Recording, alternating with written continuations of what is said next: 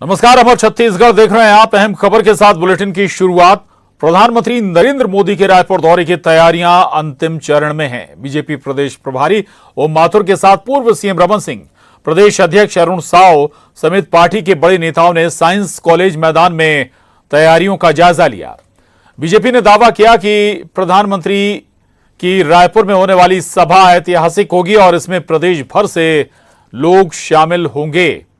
तो तैयारियां अंतिम चरण में है प्रधानमंत्री नरेंद्र मोदी के छत्तीसगढ़ दौरे की, रायपुर दौरे की, और इसके मद्देनजर जो सभा स्थल है उसका जायजा बीजेपी नेताओं ने लिया।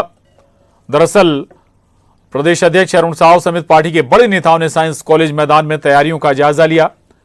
बीजेपी का दावा भी है कि प्रधानमंत्री की रायपुर में होने वाली सभा ऐतिहासिक होने जा रही है।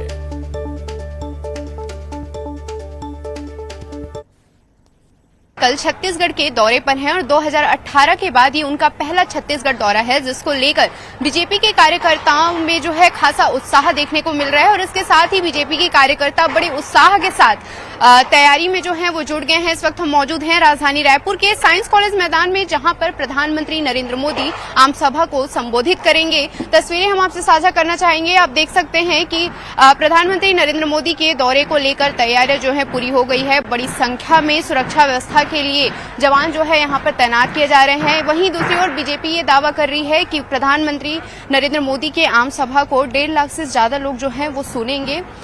और इसके साथ ही लगातार बीजेपी नेताओं का निरीक्षण के लिए साइंस कॉलेज मैदान में आने का जो दौर है वो जारी है। बड़ी संख्या में सुरक्षा व्यवस्था को लेकर जवान जो है यहाँ पर तैनात किए गए हैं। वहीं आज प्रधानमंत्री नरेंद्र मोदी के दौरे को लेकर उनके तैयारियों को जो है अंतिम रूप यहां पर दिया जा रहा है। कैमरामैन राजेंद्र सिंह के साथ तनु वर्मा, न्यूज 18 छत्तीसगढ़। आम जनता प्रधानमंत्री जी को सुनना चाहती है और प्रधानमंत्री जी के प्रति जो आकर्षण है देश में, वो छत्तीसगढ़ में सबसे ज्यादा दिख रहा है। कल इस देश के यशस्वी प्रधानमंत्री और दुनिया के हमारे पॉपुलर नेता, वैश्विक नेता नरेंद्र मोदी जी आ रहे हैं।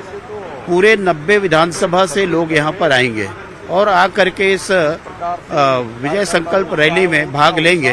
कार्यकर्ताओं में काफी उत्साह है और आने के बाद में और उत्साह में वृद्धि होगी। 23 का चुनाव हमारे सामने में है और मुझे लगता है कि आने वाले समय में इसका बहुत अहमियत रहेगी इस सभा का, और कार्यकर्ता रिचार्ज होंगे। निश्चित रूप से सरकार बनेगी, कार्यकर्ताओं ने ये ठान लिया है। ताकत के साथ में भारतीय जनता पार्टी का कार्यकर्ता मोदी जी के स्वागत के लिए और जनता को लाने के लिए पूरी ताकत से जुटा हुआ है। और जनता में भी उत्साह है, क्योंकि भूपेश बघेल जी ने 4.5 साल में प्रधानमंत्री जी को नहीं बुलाया। अब प्रधानमंत्री जी चुनावी सभा के लिए आ रहे हैं और लगभग 7,000 करोड़ से ज्यादा की सौगात छत्तीसगढ़ को दे रहे हैं। और इसलिए मोदी जी को यहाँ का जनता सुनना चाहती है, देखना चाहती है।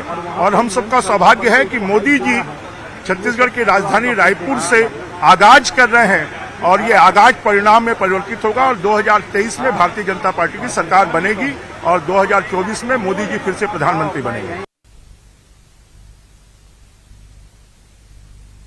तमाम बड़े दिग्गज नेताओं ने साइंस कॉलेज के मैदान का, चूंकि प्रधानमंत्री नरेंद्र मोदी 7 तारीख को आने वाले हैं। युगल तिवारी, न्यूज 18 संवाददाता हमारे साथ जुड़े हैं। युगल, क्या चल रहा है सियासी हलकों में? प्रधानमंत्री नरेंद्र मोदी का चूंकि 2018 के बाद ये बड़ा दौरा, पहला दौरा, और कई बड़ी सौगातें, हम ये मानकर चलें कि कई चुनावी वादे, सौगातें भी छत्तीसगढ़ को मिल सकती हैं। जी देखिए, जिस तरह से बीजेपी संकल्प यात्रा की जो तैयारी है, रैली की तैयारी की है, तो ये कहा जा सकता है कि साइंस कॉलेज ग्राउंड में 1.5 लाख लोगों की व्यवस्था की गई है। दूर दराज से ही नहीं पर दूसरे प्रांत से भी लोग आएंगे और उनकी सभा, चूंकि प्रधानमंत्री नरेंद्र मोदी आ रहे हैं तो ऐसे में हर कोई बीजेपी के कार्यकर्ता, पदाधिकारी उन्हें सुनने के लिए आतुर हैं। और बीजेपी दावा कर रही है कि 7,000 करोड़ की सौगात है प्रधानमंत्री नरेंद्र मोदी देंगे। और इससे पहले केंद्रीय गृह मंत्री अमित शाह यहाँ पहुंचे हैं और वो उन्होंने बैठक ली, उसके बाद दिल्ली के लिए रवाना हुए। लगातार केंद्रीय मंत्रियों का आने का दौरा है, सिलसिला है, छत्तीसगढ़ में जारी है। अगर हम बीजेपी की बात करें तो अन्य राज्यों की तुलना में छत्तीसगढ़ में बीजेपी काफी कमजोर है और यही वजह है कि केंद्रीय नेताओं हैं वो बीजेपी छत्तीसगढ़ को खास ध्यान दे रहे हैं। सत्ता में वापसी को लेकर के कई तरह के बीजेपी ने स्ट्रेटेजी तैयार की है। हालांकि वो स्ट्रेटेजी अभी चुनाव के वक्त पता चलेगा कि किस तरह की उनकी स्ट्रेटेजी है। राज्य सरकार को, कांग्रेस सरकार को पीछे धकेल सके और सत्ता में वापसी हो सके, इसके लिए वो पूरी तरह से ताकत अपनी लगाए हैं। लेकिन प्रधानमंत्री नरेंद्र मोदी के जो सभा को लेकर के बीजेपी ने पूरी तरह से ताकत है वो झोंकी हुई है। घर घर चावल और पीला चावल और कार्ड लेकर के निमंत्रण दे रहे हैं और इससे अंदाजा लगाया जा सकता है कि दूरस्थ वनांचल क्षेत्र से लेकर शहरी ग्रामीण क्षेत्र के तमाम कार्यकर्ता हैं, पदाधिकारी आएंगे, नरेंद्र मोदी की भाषण को सुनेंगे और एक तरह से प्रशांत 2023 विधानसभा का चुनाव का आगाज कहा जाए कि छत्तीसगढ़ से होगा तो कोई अतिशयोक्ति नहीं होगी। इसके बाद पूरी तरह से बीजेपी कमर कसेगी, मैदान पर उठेगी और बीजेपी कांग्रेस को पछाड़ने के लिए वो कोई कोर कसर छोड़ना नहीं चाहती और यही वजह है कि तमाम पार्टी के जो कार्यकर्ता हैं, पदाधिकारी हैं, उसने ताकत है अपनी झोंकी है। प्रशांत बिल्कुल बिल्कुल। तो प्रधानमंत्री नरेंद्र मोदी छत्तीसगढ़ आ रहे हैं बीजेपी नेताओं में, कार्यकर्ताओं में पार्टी में जान फूंकने के लिए। बहुत शुक्रिया युगल आपका जानकारी के लिए। विधानसभा चुनाव में जीत को लेकर बीजेपी का रोड मैप तैयार हो गया है। केंद्रीय गृह मंत्री अमित शाह ने प्रदेश बीजेपी के बड़े नेताओं के साथ कल शाम से लेकर आज सुबह तक मैराथन बैठक की, जिसके बाद पार्टी के सभी नेताओं को चुनाव में जीत का मंत्र लेकर उतर जाने का निर्देश दिया गया। रायपुर पहुंचते ही कल शाम में अमित शाह ने बीजेपी के बड़े नेताओं के साथ देर रात तक बैठक की। उसके बाद सुबह कोर ग्रुप के नेताओं के साथ अमित शाह ने बैठक कर चुनाव को लेकर पूरी तरह से जुट जाने के निर्देश दिए। अमित शाह ने साफ कहा कि हमें छत्तीसगढ़ में चुनाव जीतना है।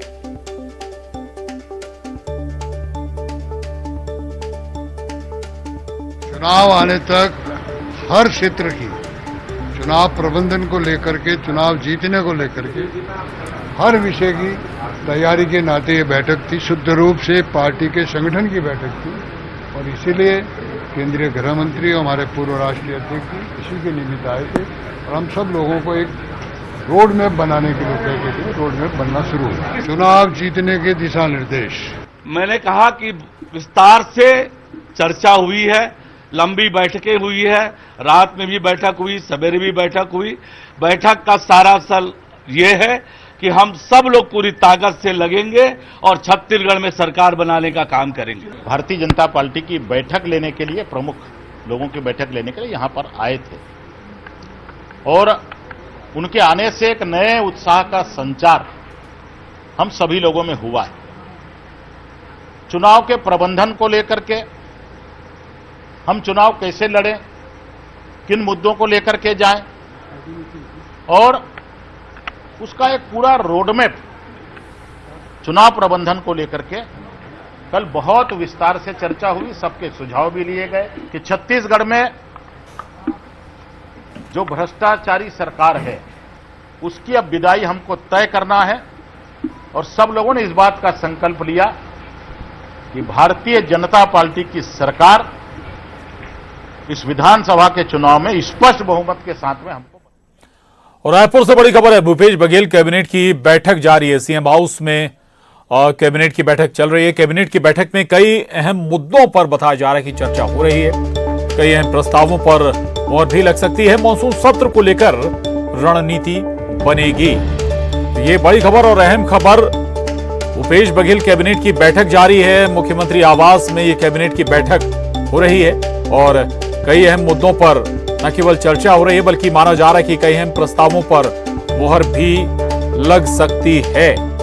मॉनसून सत्र को लेकर भी रणनीति बनेगी। और news 18 Chhattisgarh deputy news editor Abhishek Shukla हमारे साथ जुड़े हैं। चुनावी साल है तो हम ये मानकर चलें कि जो भी फैसले या जो भी डिसीजन अब किसी कैबिनेट में होंगे उनका असर चुनाव पर जरूर होगा और चूंकि सत्र का जिक्र भी हो रहा है तो उस लिहाज से भी कुछ विशेष रणनीति निकल कर आ सकती है बैठक से।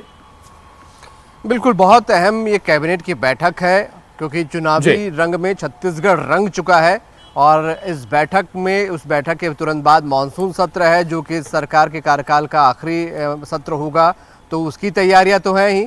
बारिश है, मानसून आ चुका है, तो किसानों के लिए खाद बीज से लेकर जो तमाम प्रस्ताव हैं, बातें हैं, उसके दिशा निर्देश दिए जाएंगे। उसके अलावा सबसे अहम नियमितीकरण की बात जो है उस पर आज मुहर लग सकती है, उस पर चर्चा हो सकती है। खास तौर पे कर्मचारियों की और किसानों की निगाहें इस कैबिनेट बैठक पर लगी हुई हैं। ये बैठक चल रही है जिसकी शुरुआत आज डिप्टी सीएम टी.एस. सिंहदेव के स्वागत के साथ मुख्यमंत्री ने की है। ये मुख्यमंत्री निवास में ये बैठक इस वक्त चल रही है। सभी की निगाहें हैं कि मानसून सत्र को लेकर भी तैयारी की जा सकती है, रणनीति की क्या कुछ उसमें होगा। और जैसे ये बैठक थोड़ी देर में ख़त्म होती है, मंत्री जो मोहम्मद अकबर हैं वो इसकी ब्रीफिंग देंगे। बिल्कुल, आपने जिक्र किया किसान और संविदा कर्मियों पर कोई बड़ा फैसला हो सकता है। संविदा कर्मी, चलिए संविदा कर्मी, एक छोटा सा सवाल है। संविदा कर्मी, चूंकि एक संविदा कर्मी से स्वाभाविक है कि 5-5 लोग, 6-6 लोग, एक परिवार जुड़ा होता है। अगर उनके फेवर में कोई फैसला होता है तो ये बड़ा चुनावी डिसीजन होगा। बिल्कुल, क्योंकि जैसा मैंने बताया चुनावी रंग में छत्तीसगढ़ रंग चुका है। बीजेपी कांग्रेस दोनों अपने चरम पर है इस वक्त चुनाव प्रचार को लेकर, तो कोई भी बड़ा फैसला हो सकता है और सरकार चाहेगी कि जल्द से जल्द इस प्रकार के फैसलों को ले। और स्वास्थ्य कर्मियों की हड़ताल चल रही है, उस पर भी चर्चा होगी। तो बहुत अहम ये बैठक कर्मचारियों के लिहाज से होने जा रही है। प्रशांत जी, बहुत शुक्रिया आपका इस जानकारी के लिए, धन्यवाद। और अब आगे बढ़ेंगे। रायपुर से खबर है, मोबाइल दुकान में लाखों की चोरी की वारदात अंजाम दी गई। 1.5 लाख नकदी सहित 40 लाख के मोबाइल पार कर दिए गए। टिकरा पारा पुलिस मौके पर पहुंची है। खिड़की से दुकान के अंदर चोर जा घुसे थे और वारदात को अंजाम दिया है। तो 40 लाख रुपए के मोबाइल चोरी किए हैं चोरों ने। मोबाइल दुकान में लाखों की ये चोरी है। टिकरा पारा पुलिस मौके पर पहुंची है। खिड़की से बताया जा रहा है कि दुकान के अंदर चोर घुसे थे और लाखों के मोबाइल पर हाथ साफ कर दिया चोरों ने। 40 लाख रुपए के ये मोबाइल बताए जा रहे हैं जो दुकान से चोरी चले गए हैं। ये बड़ी खबर है रायपुर से। मोबाइल दुकान में लाखों की चोरी हुई है। 1.5 लाख नकदी सहित 40 लाख के मोबाइल पार किए गए। टिकरा पारा पुलिस मौके पर पहुंची। एक्सक्लूसिव तस्वीरें देख रहे हैं आप। एक मोबाइल शॉप को निशाना बनाया गया।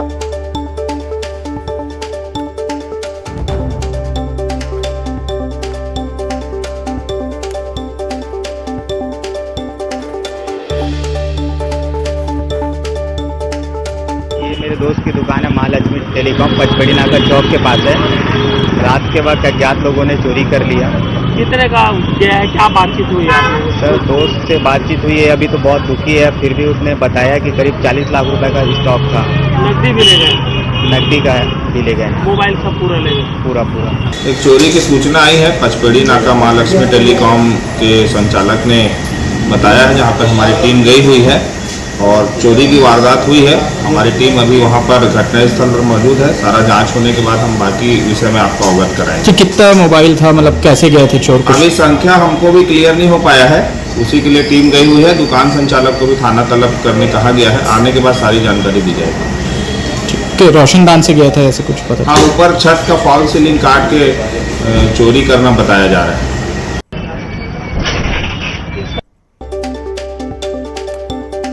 और तो ये तस्वीरें देख रहे हैं, रायपुर की तस्वीरें हैं। न्यूज 18 संवाददाता युगल तिवारी हमारे साथ जुड़े हैं। युगल, चाकूबाजी या चेन स्नैचिंग ही नहीं बल्कि बड़ी चोरी की वारदातों को अंजाम देने में भी पीछे नहीं राजधानी रायपुर में चोर।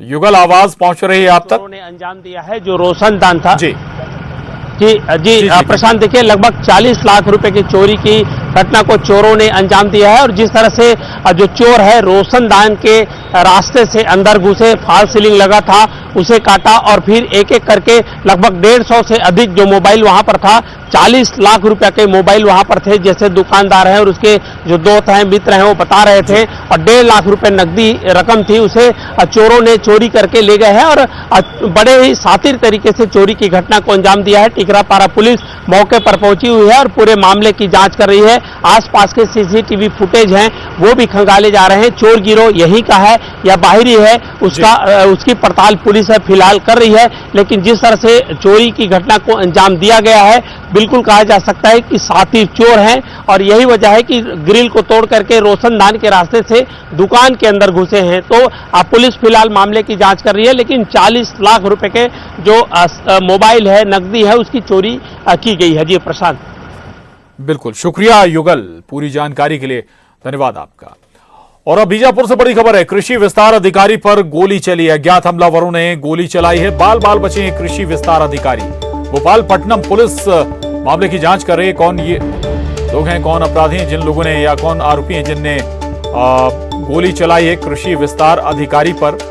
जांच का विषय है, बीजापुर का मामला है। अज्ञात हमलावरों ने कृषि विस्तार अधिकारी को निशाना बनाया, उन पर गोली चलाई, हालांकि बाल बाल बचे कृषि विस्तार अधिकारी।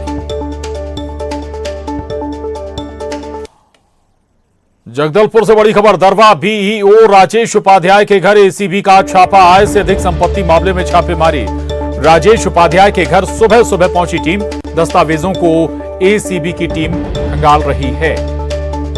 ये बड़ी खबर है जगदलपुर से, जहां दरभा बीईओ राजेश उपाध्याय के घर एसीबी ने छापा मारा है। आय से अधिक संपत्ति के मामले में यह छापेमारी की गई है। राजेश उपाध्याय के घर सुबह सुबह एसीबी की टीम पहुंची और दस्तावेजों को खंगाल रही है।